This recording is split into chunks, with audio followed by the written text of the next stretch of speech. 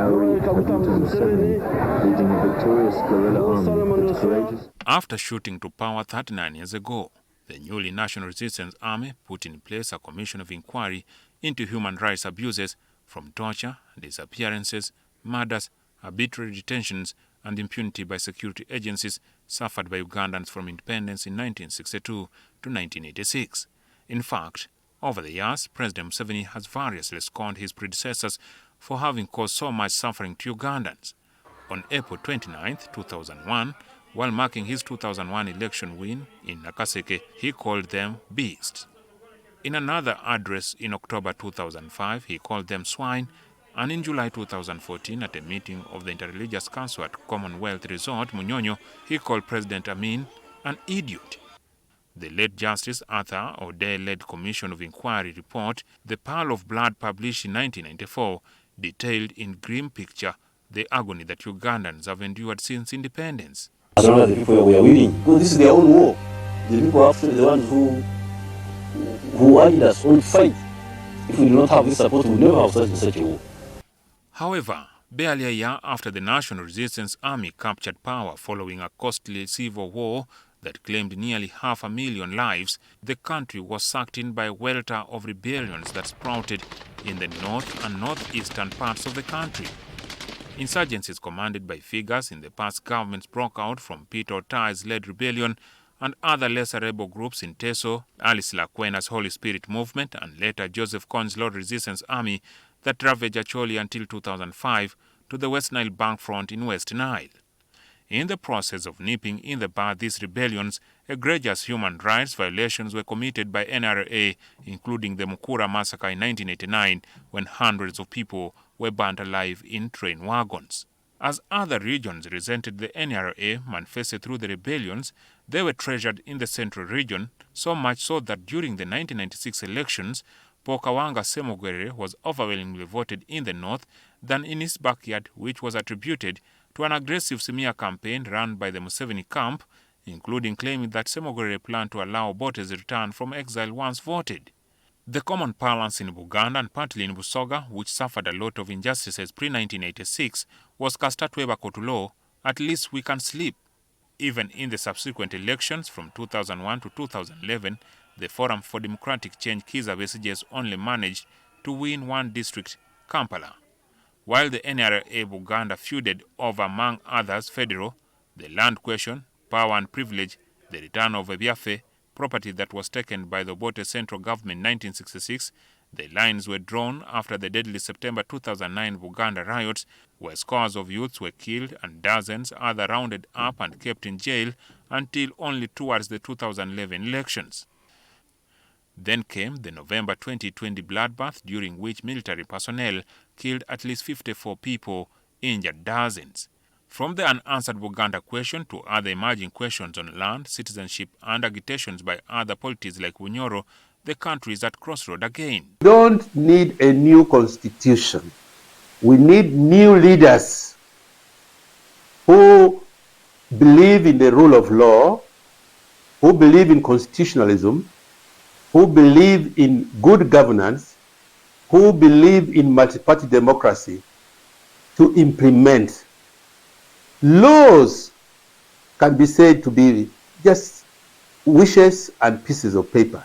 But the most important is, how is it implemented? In 1962, there was a study, the Wild Committee, that was to just take a look at the state of Uganda. And that committee came up with a report that said Uganda remains distinct communities. In fact, that committee said, we wonder how national leaders are going to operate nationally, because there's no lingua franca, there are diverse communities.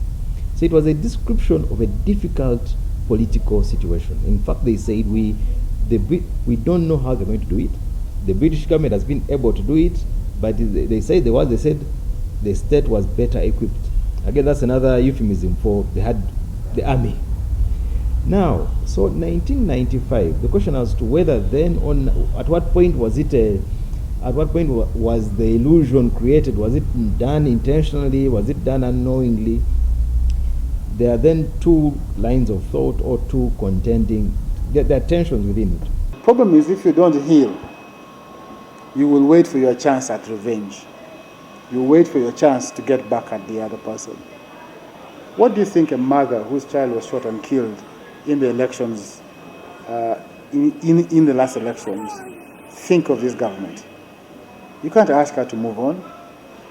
I was sitting in the room of a man in Lunguja with the body of his mechanic son lying on the floor while watching NTV News at 9. The Minister for Security, the late Tumine, was saying, the police has a right to kill you. What does that man think of the state? Constitution making is often integral to achieving a new political settlement after conflict and in fragile settings. The constitution-making process fails with relative frequency wherein actors cannot agree on a new text or the finalized text is not approved or ratified, such as in Yemen in 2015, Ukraine after the 2014 Minsk agreement, among others, or where failure is temporary, the process may resume after a period of time, but is costly, such as Fiji in 2013, Kenya in 2005, and Nepal in 2012. The hangover from the miscarried constitution-making process starting 2008 in Nepal more than a decade ago, coupled with massive corruption, discontent and disillusionment, especially among the population, especially Gen Z, triggered protests early last month, leading to the collapse of the government. The 1995 Constitution was Uganda's fourth supreme law in a space of 33 years since independence, giving an average of a new document for every 8 years. A lot has been said and written about the constitution making, and consensus has been cited as key ingredient in the process. It almost appears like the president has gone back to the bush constructively by bringing the military in every sector. Okay, to be honest, the military equips any citizen with special skills. And you can tell those who have served in the military are different from those who have never served in the military.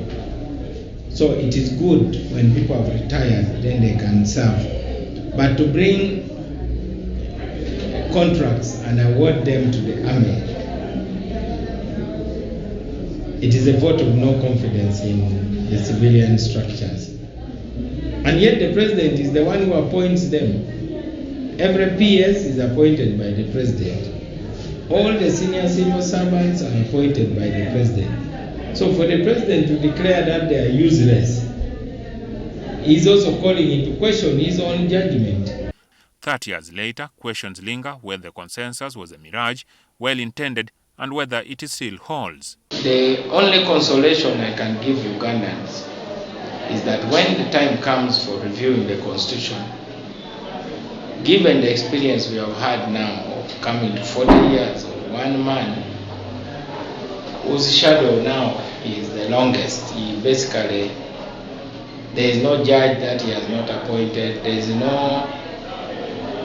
nobody of consequence who does not derive his power from him. It is therefore important that we now put new safeguards on executive overreach, which is the name we give to that kind of problem. As part of the consultations from March 1989 to 1992, the Justice Benjamin Odochi Constitutional Commission examined 25,547 submissions in form of 33 district seminar reports, 53 institutional seminar reports, 813 sub-county reports, 2,553 individual proposals, 5,844 AC competitions, 2,763 newspaper articles, 290 position papers, among others. The Odochi report noted that the constitutional issues that were to be resolved were intricate, controversial, and all-encompassing, and the manner in which many of them were resolved was equally unique and breathtaking. The Constitution introduced many innovations which did not exist in the previous 3 Ugandan constitutions and which are rarely found in constitutions of other countries. 3 decades down the road, the new Uganda they imagined is dangerously backsliding amid new headaches and the need for reflection on a number of issues, from human rights abuses from 1986 to date, the suitable system of governance, to how to best dissolve powers from the center. Look at Rwanda. There was a process to address the aftermath of the 2 genocides, 57 and 94 in Rwanda. Accountability mechanisms were put in place. Commitment for non-recurrence was put in place. So a national dialogue is a moment of truth-telling, but it is not an end in itself. It is what you do with it. The commitments that follow that process of truth-telling.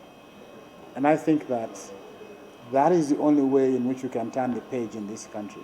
Even assuming Museveni had the best of intentions, the 1995 document failed from the very beginning insofar as it had the illusion of one Uganda, one people, which is again FDC, an illusion FDC is carrying forward, which is to avoid the difficult conversation of the reality of many Ugandans, many peoples who are struggling to form bonds, political bonds that are workable.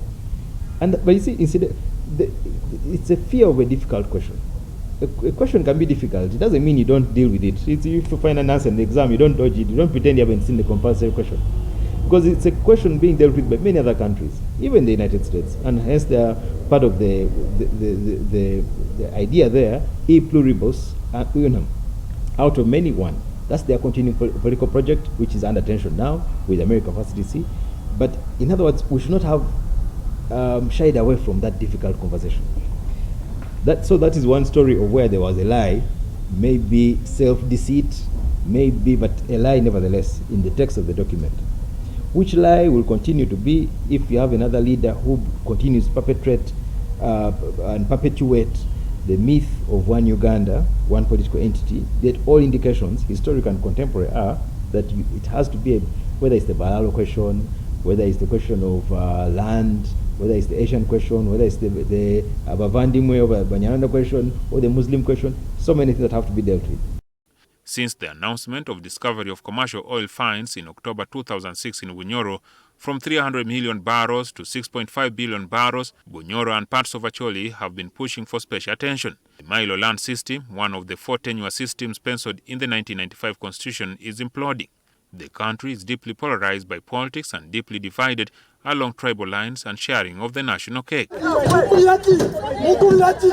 Uganda appears at its most united on matters that are not political. The friction, bitterness and resentfulness is most felt over the long list of contentious issues and still unresolved and unanswered political questions.